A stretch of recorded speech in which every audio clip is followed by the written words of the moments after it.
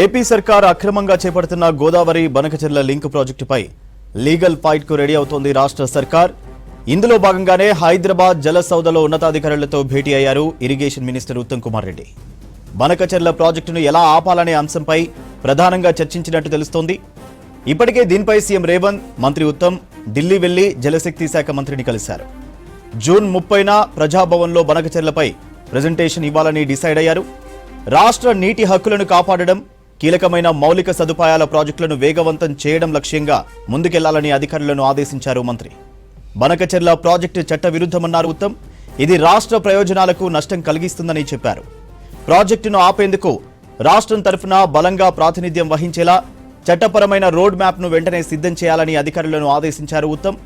మరోవైపు కాళేశ్వరం ప్రాజెక్టుపై కూడా మంత్రి ఉత్తమ్ రివ్యూ చేశారు. దెబ్బతిన్న మేడిగడ్డ, అన్నారం, సుందిళ్ల బ్యారేజీలపై ఆరా తీశారు. డీటెయిల్స్ శ్రీశైలం అందిస్తారు. శ్రీశైలం, బనకచెర్లపై సర్కార్ లీగల్ ఫైట్ కు సంబంధించి డీటెయిల్స్ ఏంటి? బనకచెర్లకు సంబంధించి ఇప్పటికే ప్రభుత్వం కేంద్రం దగ్గర కేంద్ర జలశక్తి మంత్రి సిఆర్ పాటిల్ కు ఇటీవల కూడా కలిసి ఢిల్లీలో కలిసి వాళ్ళకు ఒక డీటెయిల్డ్ రిపోర్ట్ కూడా ఇచ్చారు. దానివల్ల తెలంగాణకు జరిగేటువంటి నష్టం ఏంటి, తెలంగాణ నీటి హక్కులకు కలిగే భంగం ఏంటి అనే అంశాలకు సంబంధించి కేంద్ర జలశక్తి మంత్రికి ఒక రిపోర్ట్ ఇచ్చారు. అయినప్పటికీ కూడా రాష్ట్రం వైపు నుంచి ఒక లీగల్ ఫైట్ అనేది ఉండాలని ఖచ్చితంగా ఉండాలని చెప్పి ఇప్పటికే అధికారులకు ఆదేశించారు. దీనికోసమే అత్యవసరంగా జలసౌధలో ఉన్నతాధికారులతో ఒక సమావేశం నిర్వహించారు. దీంట్లో సీనియర్ అఫీషియల్స్ అందరూ పాల్గొన్నారు. వాళ్ళందరితో చర్చించిన తర్వాత బనకచెర్లకు సంబంధించి రాష్ట్రం నుంచి ఖచ్చితంగా లీగల్ ఫైట్ ఉండాలి, దాన్ని ఆపే విధంగా, అడ్డుకునే విధంగా మనం మూవ్ ఉండాలని చెప్పి అధికారులు ఆదేశించారు. దీనికి సంబంధించి ఒక రోడ్ మ్యాప్ అనేది తయారు చేయాలి. ఎట్లా లీగల్ గా మనం ఫైట్ ఎట్లా ఉండాలి, ఏ అంశాల మీద ముందుకు వెళ్ళాలి, దీనికి సంబంధించి ఒక లీగల్ ఎక్స్పర్ట్స్ తో కూడా చర్చించి ఒక డీటెయిల్ రిపోర్ట్ అనేది తయారు చేయాలని చెప్పి ఇప్పటికే ఆయన అధికారులకు ఆదేశించారు. బనకచెర్ల ప్రాజెక్ట్ ను తెలంగాణ ప్రభుత్వం ఎట్టి పరిస్థితులు అంగీకరించని చెప్పి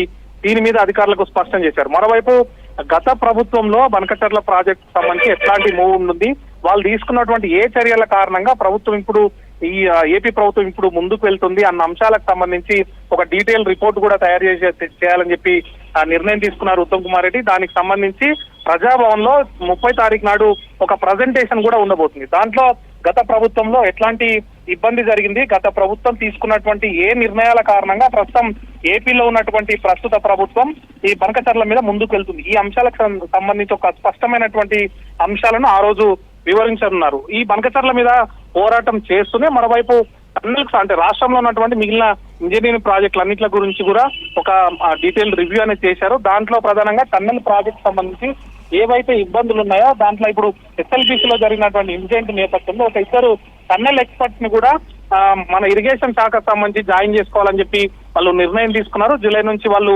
అందుబాటులోకి రానున్నారు. ఇటీవల జరిగినటువంటి రెస్క్యూ ఆపరేషన్ లో ఈ ఇద్దరు పాల్గొన్నారు. ఈ అంశానికి సంబంధించి కూడా ఉత్తమ్ కుమార్ రెడ్డి రివ్యూ చేశారు. దాంతో పాటు ఎన్డీఎస్ఏ రిపోర్ట్ మీద కూడా ఒక చర్చ జరిగింది.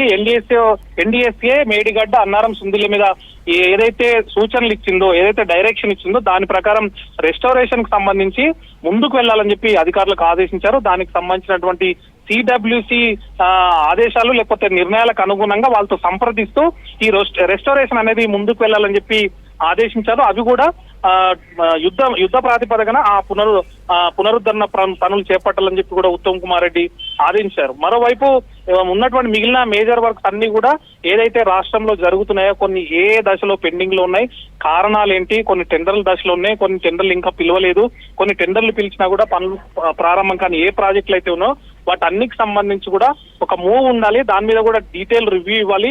వారం నాకు ఒక రిపోర్ట్ అనేది ప్రాజెక్టులకు సంబంధించి ఇవ్వాలని చెప్పి కూడా ఆయన ఆదేశించారు. దీనికి సంబంధించి ఉన్నటువంటి డిస్ట్రిక్ట్ కలెక్టర్స్ కూడా ఒక డైరెక్షన్ ఇచ్చారు.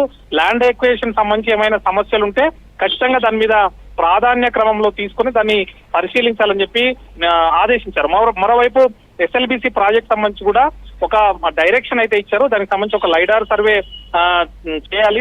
దానికి అనుగుణంగా ఎట్లాంటి రెస్టోరేషన్ చేస్తే బాగుంటుంది, ఎట్లాంటి మార్గాలు అనుసరిస్తే ఎస్ఎల్బిసి కంప్లీట్ అవుతుంది అనేటువంటి దానికి సంబంధించిన ఒక డీటెయిల్డ్ ఒక స్టడీ అనేది చేయాలని చెప్పి కూడా అధికారులకు ఆదేశించారు. ఈ విధంగా ప్రధానంగానైతే బనకచెర్ల మీదనే ఎక్కువగా చర్చ జరిగింది. దాన్ని ఎట్లా ఆపాలి, న్యాయపరంగా ఎట్లా పోరాటం చేయాలి, కేంద్రం వైపు నుంచి ఎట్లా ఒత్తిడి తీసుకురావాలి, ఈ అంశాల మీదనే ప్రధానంగా ఫోకస్ చేశారు. దీనికి సంబంధించి సీనియర్ ఆఫీషియల్స్ అందరూ కూడా అత్యవసరంగానే ఈ సమావేశం ఏర్పాటు చేశారు సూర్య.